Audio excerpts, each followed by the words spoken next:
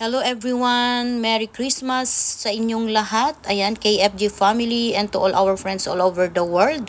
Ayan, nandito na naman po tayo guys dito po sa aking pa-challenge. Dito lang po sa aking YouTube channel, DJ MB Vlog Honolulu. Ayan po. Ito po ang ating daddy number 2. Actually, ito na po yung pang-walo niyang preparation sa hilig niyang pagluto. Ang kanyang lulutuin po ngayon guys ay pork ribs sinigang with sampalok daw. Kaya panoorin po natin ang ating creator. Walang iba kundi si Mr. Jesse Guinness. Ayan po. Kaya ito po guys, panoorin po natin kung paano siya magluto ng pork ribs sinigang with sampalok. Ayan na po. Ito na po guys. Good morning to everyone. Magandang buhay po sa lahat. Andito na naman si Master B na magpapakita ng sinigang sa sampalok na ribs ng baboy. At maya-maya lang ipapakita ko na kung paano lutuin ito. Wait a minute guys. Hello guys. Ito ang aking menu ngayon. Pork with pechay, tapos sitaw, bataw, sili, nandyan na yung mga sangkap. Siyempre may sibuyas, kamatis at saka ito tamarin talaga, sampalok at gabi. Yan po ang ilalagay ko sa aking sinigang sa sampalok na pork. Okay, papakita ko dyan kung paano pagluluto. Palalambutin ko muna ang pork. Guys, standby lang. Okay guys, nilagay ko na ang pork na walang sabaw muna. Yung sarili niyang katas ang magluluto sa kanya. Kasi mas madaling lalambot yan guys pag ganyan ang gagawin nyo. Ilagay ang pag naugasan mo ng karne, ilagay mo na pagkakatas yan hanggang sa lumambot. Madali lang mapalambot pag ganyan. Tapos saka na ilagay ang gabi. Ilagay na natin ang gabi para madurog yung gabi dyan. Yan. Laman ng gabi, pampalapot ng sabaw. Ayan. Okay, hintayin natin guys. Hello guys. Ayan na. Talagang napapalambot na talaga. Nailagay na ang gabi guys. Ayan, hayaan mo lang na kumulo hanggang sa lumambot yan. Saka natin dadagdagan ng tubig. Wag muna natin ilagay yung mga rekado, palambutin muna natin. Namaya na yan guys. Saka natin ilalagay ang mga ito. Yan. Sitaw, bataw, pechay, at saka rekado. Saka natin ilagay yan mamaya pag mapalambot na yung karne. Hello guys, yan. Lumalambot na. Ilagay na ang sibuyas, kamatis. Yan. Ayan mo lang na kumulo dyan. At maluto ng maayos ang kamatis. Saka natin dagdagan ng sabaw yan mamaya. Yan. Pwede nang ilagay ang pork cubes. Yan. Nailagay na. Takpan at hintayin na maluto. Hello guys, ayan.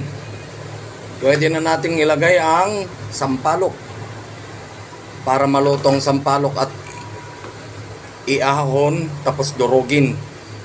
Saka natin ilagay uli dyan. Okay, hintayin natin na maluto ang sampalok. Ayan guys, pwede nang tanggalin ang sampalok. Pag ganyan na pumutok-putok ng sampalok, pwede na.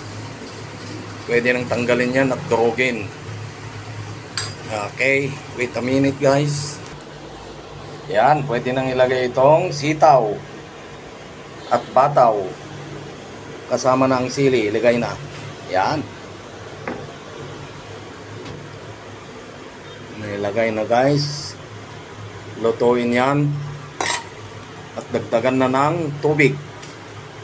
Mainit na yung tubig ko inilagay sa takuri para mas madali. Yan.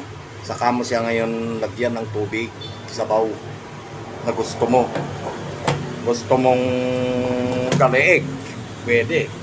Pero mas maganda kung katamtaman lang para malasa.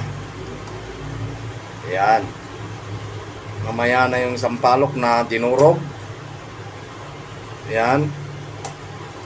Habang hinihintay natin na kumulo, durog-durogin natin ng sampalok. Saka natin ilagay dyan. Ayan. Durog-durog ang sampalok. Ito ay natural. Walang chemical yan. Yan ang pinaka-original na sampalok talaga. Durog-durog yan din.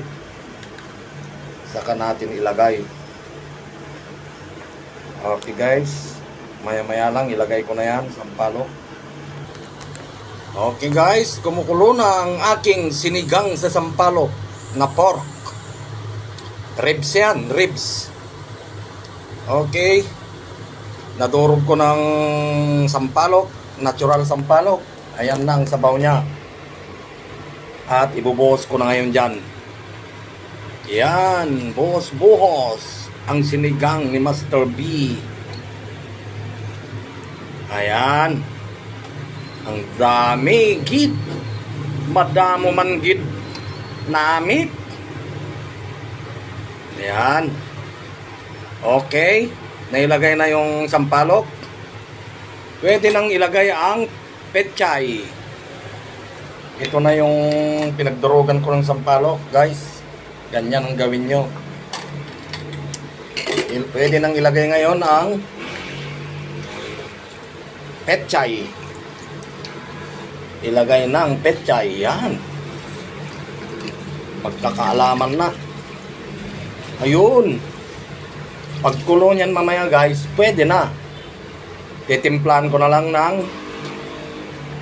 asin or patis. Pero ilagay ko asin.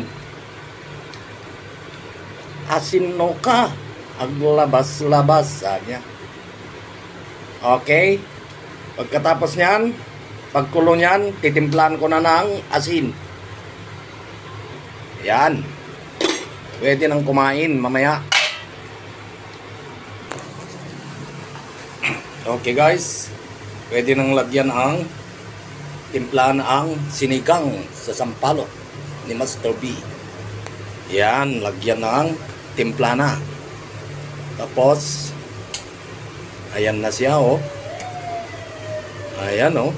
Lambot na lambot yan. Malambot na malambot.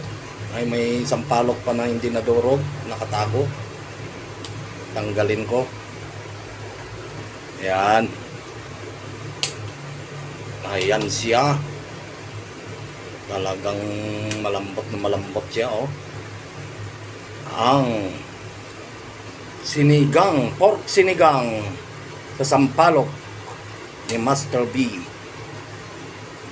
Pagka kulo niyan, pwede na kumain. Ayan. Unahin mo yung gulay bago pa asin para hindi tumigas yung gulay. Okay. Tikman ko na.